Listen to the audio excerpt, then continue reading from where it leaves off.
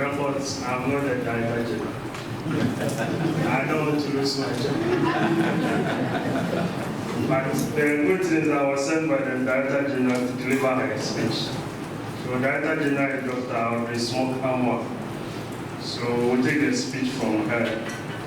So Honorable Regional Minister Rep, the UNDP President Representative, Coordinating Directors of MLG is present, Regional Development Planning Officer, representatives from government agencies, representatives from the civil society organizations, financial sector representatives, hardworking women and youth entrepreneurs, distinguished ladies and gentlemen. Good morning to you all. Good morning. I think it's a great honor, and you are referring to our Director General, not me.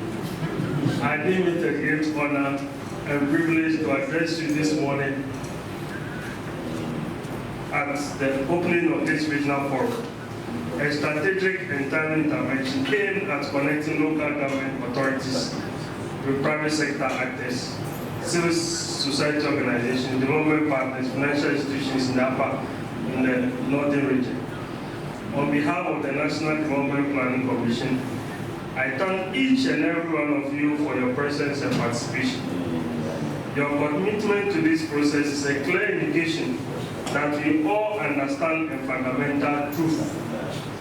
Ghana's national development can only succeed if it is inclusive, locally grounded, and driven by strong strategic partnerships. Ladies and gentlemen, the Commission, as you know, is mandated by the Constitution to advise the President of the Republic on development planning policy and strategy. But beyond this advisory role, we are also tasked with a deeper responsibility to ensure the balanced and equitable development of all regions and districts in Ghana. We take this responsibility seriously. In practical terms, it means that we must work to ensure that every district, whether urban or rural, coastal or mountain, resource endowed or resource challenged, has the tools, data, and institutional support it needs to unlock its unique comparative advantage and attract investment that creates real sustainable livelihoods. This commitment to spatial equity is why we are here today. For too long, economic opportunity has remained heavily concentrated in just a few regions and cities. Meanwhile, regions like the Upper East, Upper West, and Northeast regions that have been the focus of the peace building project are endowed with rich agricultural potential, artisanal heritage, renewable energy resources, and resilient human capital, particularly in our youth and women. Indeed, we are aware of the structural challenges in these regions, including limited access to financial services, insufficient private investment, climate vulnerabilities, and widespread unemployment. Regardless, we also know of and are inspired by the enormous and tapped potential of these regions, from basket weaving and shell processing to dryland farming, livestock production, ecotourism, and solar energy. The economic possibilities are not just theoretical, they are visible, practical, actionable, and achievable.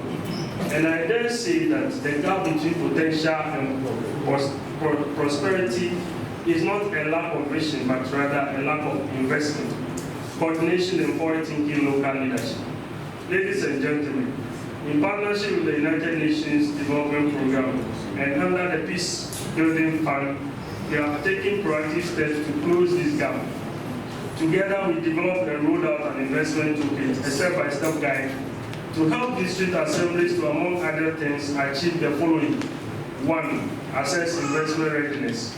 2. Identify and prioritize sectors of comparative advantage. 3. Develop concrete investment cases and business-friendly profiles. And 4. Ultimately, attract private investment and diversify revenue streams.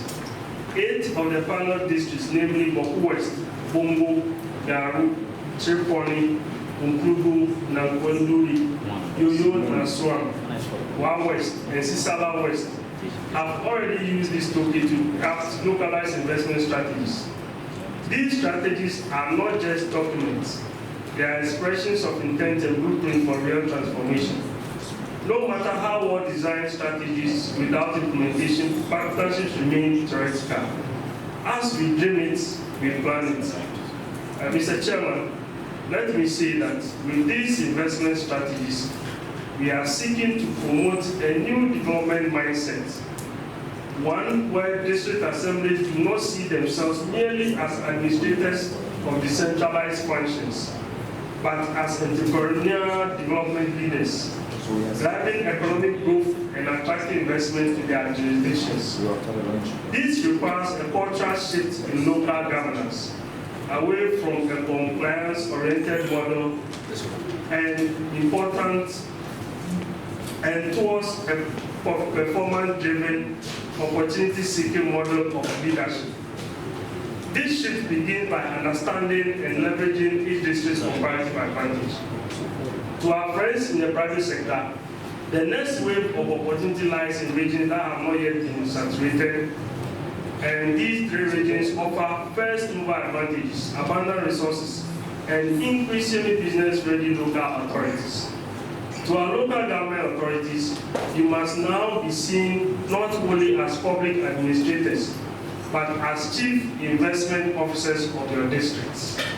The ownership of your investment strategies, pitch your opportunities clearly, negotiate with confidence, and follow through with credibility. Ensure that these interventions you have and the support you have received reflect in the plans you are preparing and the implementation thereof. Indeed, to whom much is given, much is expected. And to our financial institutions, be bold in innovating financial options, particularly those that work for micro and small enterprises, for cooperatives, and for women and youth-led businesses.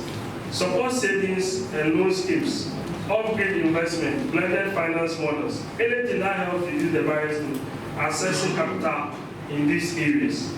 To our development partners and CSOs, please continue to serve as bridges and enablers.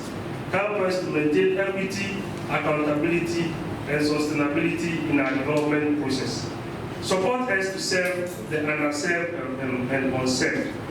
Distinguished participants, the NDPC remains fully committed to this agenda. We will continue to provide the policy framework and tools, coordination and technical support, and the capacity development needed to turn local plans into national progress. The future of Ghana's development does not lie in Accra alone. It lies in Bambu West, Bombo, Garu, and every community bold enough to believe in its own potential.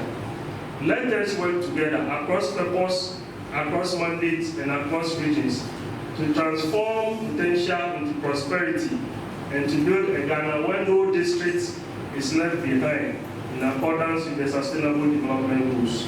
I wish you all fruitful discussion, impactful networking, and most importantly, concrete actionable outcomes that can be implemented, tracked, and celebrated.